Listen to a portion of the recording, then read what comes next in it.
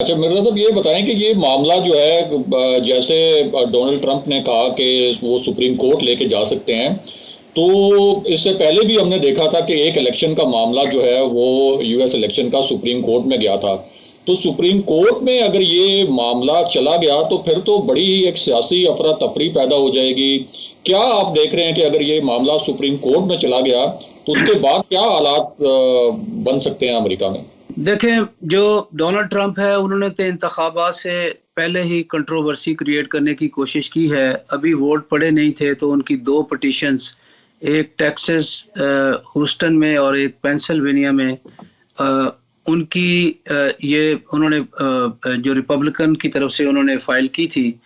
उनमें एक मामला 1,27,000 वोट ऐसे डाले गए जो वॉक थ्रू, जो इन पर्सन जो बैलेट के जरिए ड्रॉप हुए, उस पे रिपब्लिकन ने ये पिटिशन डाली थी कि ये इलीगल हैं। तो फेडरल जज ने वो पिटिशन उसकी खारिज कर दी थी और उन्होंने कहा कि ये लीगल काउंट होंगे। उससे एक बहुत बड़ा धचका लगा टेक्सास में, जिसकी वजह से जो बाइडेन को उसमें काफ़ी उसमें रिलीफ हुआ। दूसरी, उन्होंने पिटिशन इलेक्शन से एक दिन पहले और इलेक्शन वाले दिन भी उन्होंने ये पेंसिल्वेनिया में एक और मामला था जो इलेक्ट्रॉनिक वोट थे, जो इलेक्शन के दिन के बाद एक हफ्ते बाद जो वसूल होने थे, उनको इलीगल करार देने के लिए जो रिपब्लिकन ने पिटिशन डाली थी, उसको भी फेडरल जज ने उसको उन्होंने कैंसिल कर दिया। उन्होंने कहा कि ये भी लीगल काउंट होंगे।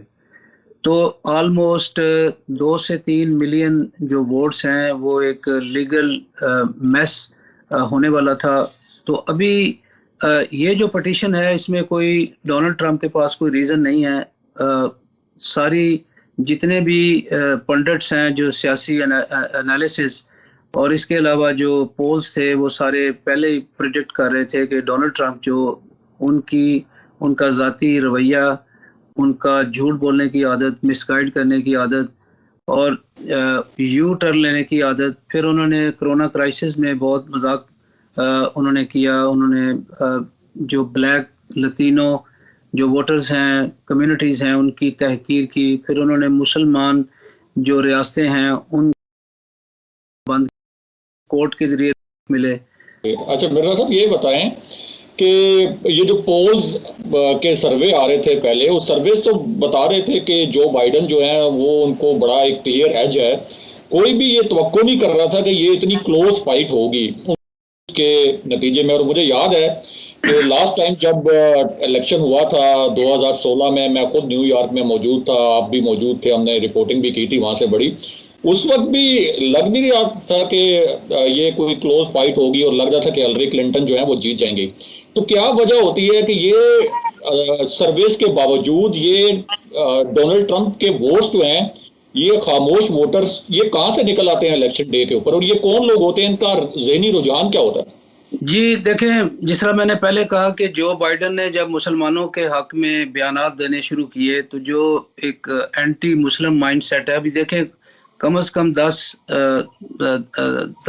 8 से 10 मिलियन मुसलमान अमेरिका में रहते हैं। तो वो उनके वोट अगर जो बाइडेन को गए तो वो 10 मिलियन, अगर 8 मिलियन भी काउंट करें तो उनमें 1 लाख वोट डालने वाले होंगे।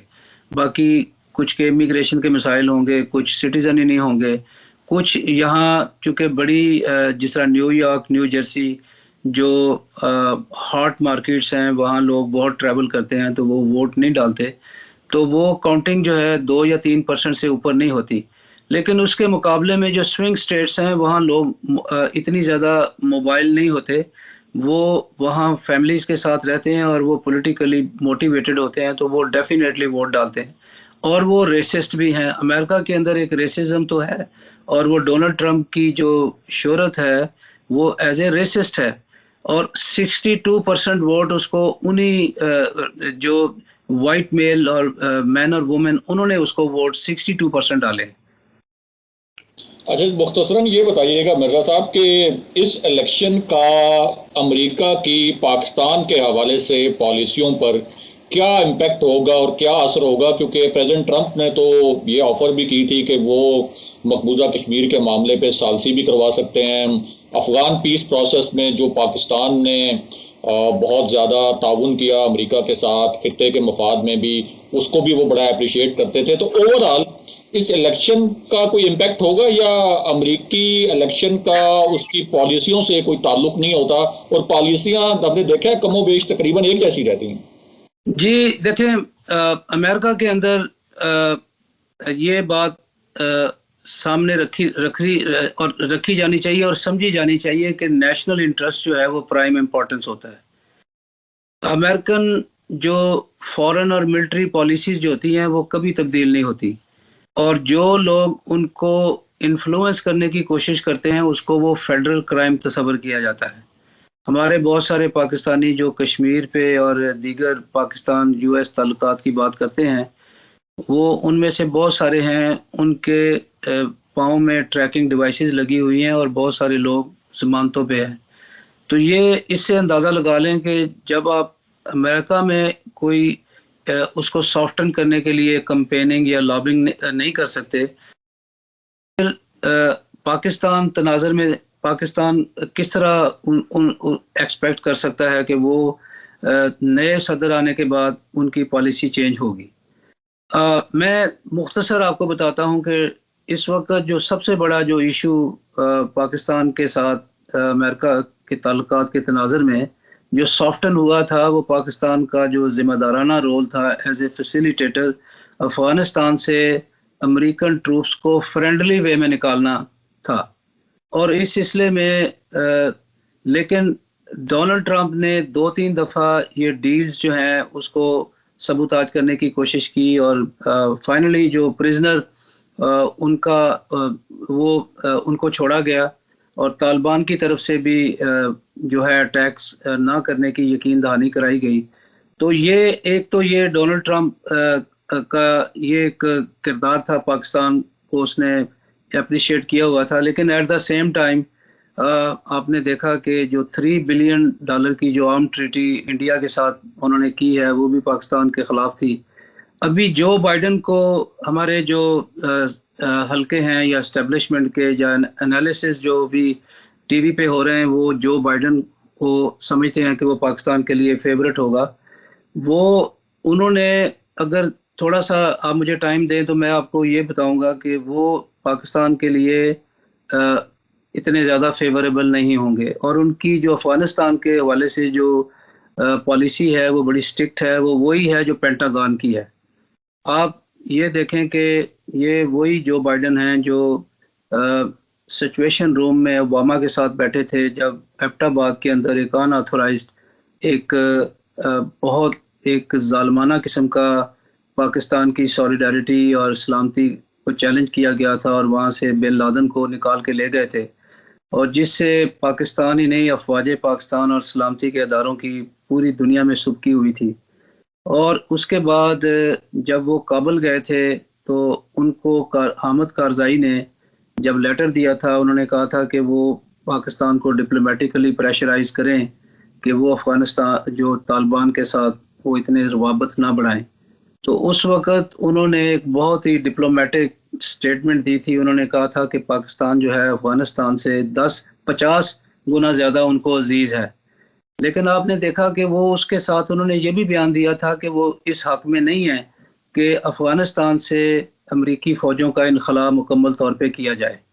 जब वो बाइडन जब आएंगे तो ये जो पीस ट्रीटी है, जो अफ़गानिस्तान में पाकिस्तान का जो रोल है, वो कीमती जो काम उन्होंने किया है पीस प्रोसेस का, वो उसको डिले भी हो सकती है, और वो जो उनकी जो डेमोक्रेट की जो असल पॉलिसी है उस पर वो वापस आ सकते हैं। अच्छा मिर्जा साहब, ये बताएं कि इस इलेक्शन के हवाले से भी ये बातें की जा रही थी कि कुछ रूसी अनासिर हैं वो इस पर असरअंदाज होने की कोशिश कर रहे हैं। फिर ईरान के बारे में कहा गया कि कुछ साइबर हमले, कुछ ईमेल्स, और इस तरह से कोशिश की जा रही है कि इस इलेक्शन पर असरअंदाज हुआ जाए। चीन के मामले पे इल्ज़ामात लगे कि चीन ने भी इस इलेक्शन पर असरअंदाज होने की कोशिश की। तो ये जो इतलात हैं, इनमें कितनी सदाकत है, और इसका ओवरऑल जो है वो अमेरिकी सिस्टम पे, अमेरिकी इस्टेब्लिशमेंट पे और अमेरिका का जो सियासी निज़ाम है उसके ऊपर किस किस्म का इम्पैक्ट है? देखें, ये इलेक्शन से पहले एक इरानियन साइबर बुलीज, उनका एक ग्रुप है, उसको उन्होंने डिटेन किया था, जिन्होंने कुछ पोलिंग जो डाटा है उसको हैक करने की कोशिश की थी। तो उसके बाद बहुत हाई अलर्ट था, क्योंकि जो साइबर सिक्योरिटी के मामला वो बहुत ज़्यादा उस पर तवज्जो दी गई जब डोनाल्ड ट्रंप की मुबैना इन्वॉल्वमेंट रशियन के साथ सामने आई। तो जो होमलैंड सिक्योरिटी और इसके अलावा जो साइबर एनएसए, उन्होंने इस इलेक्शन के हवाले से खुसूसी तौर पे उन्होंने एक टास्क फोर्स रखी हुई थी